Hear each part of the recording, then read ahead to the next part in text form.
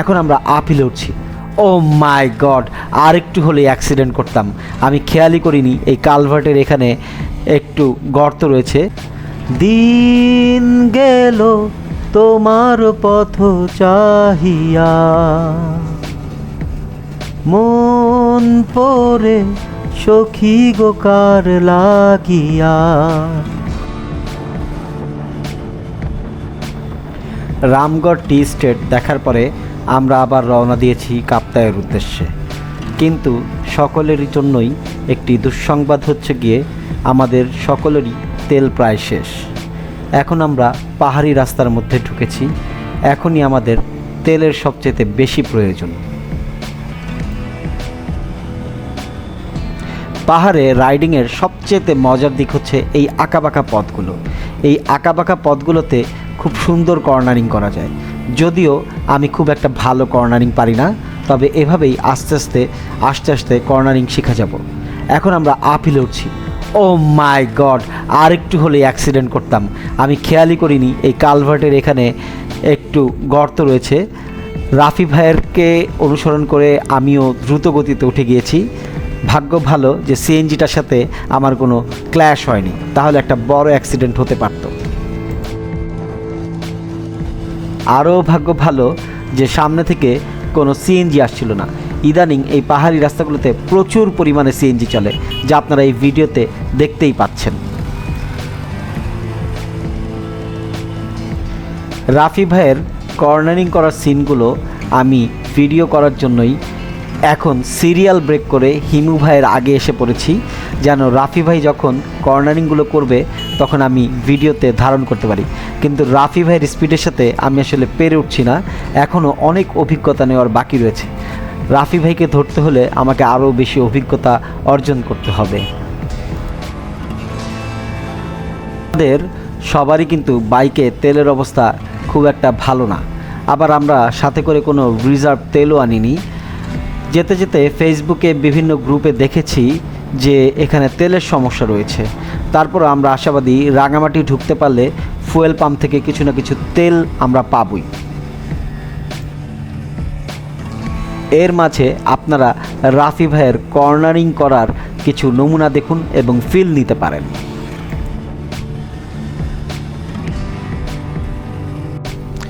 Office এবং বাসার শত ব্যস্ততার মাঝে সবসময় অপেক্ষায় থাকি কখন এরকম রাইডে যাব। মোটরসাইকেল রাইডে গেলে সমস্ত নেগেটিভিটি যেন নিংড়ে শরীর থেকে বের হয়ে যায় এবং সমস্ত রকম পজিটিভিটি নিয়ে আবারও কাজে যোগদান করতে পারি। আপনারা যারা পাহাড়ে রাইড করবেন এই সমস্ত জায়গায় খুবই সাবধানী হবেন। এই যে এইমাত্রই দেখতে পেলেন সিএনজিটা কত জোরে এই মোড়টা দিয়ে গেল। আমরা যদিও কমিউনিকেটরের সাহায্যে একে অপরকে আগের থেকেই সতর্ক করছিলাম যে কোনো সিএনজি আসছে কিনা, কোনো গাড়ি আসছে কিনা এবং কয়টা গাড়ি আসছে। সো আমরা আগাম খবর পাচ্ছিলাম যারা পিছনে ছিলাম। সবসময়ই এই সমস্ত রাইডের ক্ষেত্রে যে সামনে থেকে লিড দেয় তাকেই সবচেয়ে বেশি রিস্কটা নিতে হয় এবং সেই সবচেয়ে অভিজ্ঞ রাইডার হওয়াই ভালো।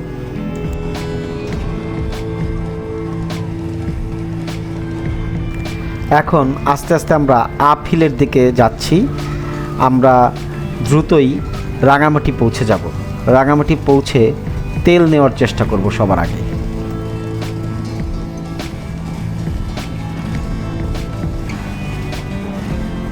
আমরা এই ট্যুরে খুব একটা বেশি ব্রেক নেইনি, কারণ আমাদের প্রথম টার্গেট হচ্ছে দ্রুত রাঙামাটি ঢুকে আগে তেল নেওয়া, তারপর আমরা আমাদের রিসোর্টে ঢুকে যাওয়া। তাই আমরা অনেক কম ব্রেক নিয়ে এগিয়ে যাচ্ছি কন্টিনিউয়াসলি। পুরো রাস্তাটাই একদম নিস্তব্ধ নীরব। আমরা চারজন বাইকার ছাড়া তেমন কোনো বাইকিং গ্রুপও দেখতে পাচ্ছি না।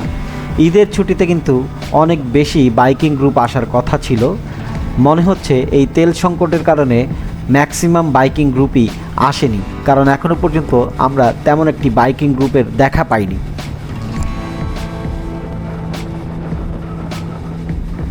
এখনও পর্যন্ত আমরা কিন্তু লোকালয়ের মধ্যেই রয়েছি, কারণ আশেপাশে অনেক স্থানীয়দের বাড়িঘর দেখা যাচ্ছে। পুরোপুরি পাহাড়ে এখনও পর্যন্ত ঢুকিনি।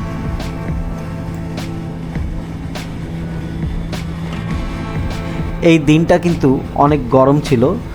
আমার রাইডিং জ্যাকেটটাতে প্রচণ্ড পরিমাণ মেশ ফ্যাব্রিক ইউজ করার কারণে যখন আমরা চলছিলাম তখন প্রচুর বাতাস ঢুকছিল, যা গরম আবহাওয়াটাকে তেমন একটা ফিল করতে দিচ্ছিল না।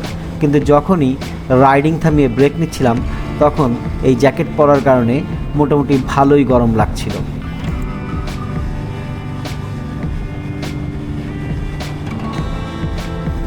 এই পথ দিয়ে যখন যাচ্ছিলাম তখন সবাই যেন বোর ফিল না করে, তাই আমি মাঝে মাঝে গান গাচ্ছিলাম। বিশেষ করে হাবিব ওয়াহিদের একটা গান আছে না, দিন গেল তোমার পথ চাহিয়া, সেই গানটি আমি বেশি করে গাচ্ছিলাম। দিন গেল তোমার পথ চাহিয়া, মন পড়ে সখী গো কার লাগিয়া, সহে না যাতনা তোমারও আশায় বসিয়া, পুরি আমি আগুনে। ও দিন গেল তোমার পথ চাহিয়া।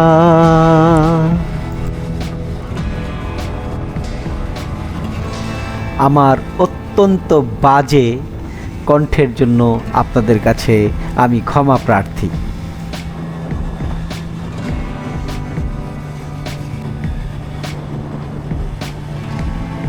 আমরা অনেকটা পথ এসে পড়েছি, আর কিছুক্ষণ পরেই আমরা আমাদের রিসোর্টে চলে যাব। আমরা এখন যে জায়গাটাতে রয়েছি সেখান থেকে রিসোর্টের দূরত্ব প্রায় আরও 80 থেকে 90 কিলো।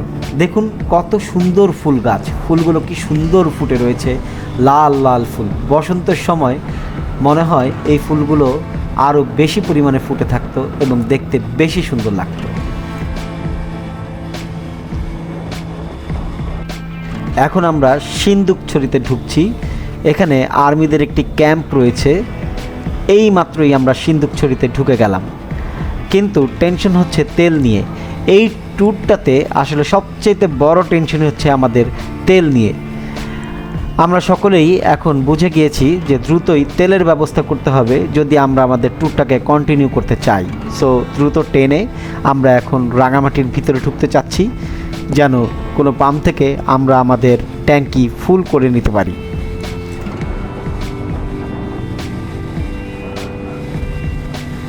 পাহাড়ের রাইডিংয়ের ভিডিওগুলো আমি ইচ্ছাকৃতভাবেই বেশি করে করেছি এবং এই রাইডিংয়ের ভিডিওগুলোই আমি বেশি দেব, কারণ এই পাহাড়ে আসার জন্যই তো আমরা এই ট্যুরটা দিয়েছি।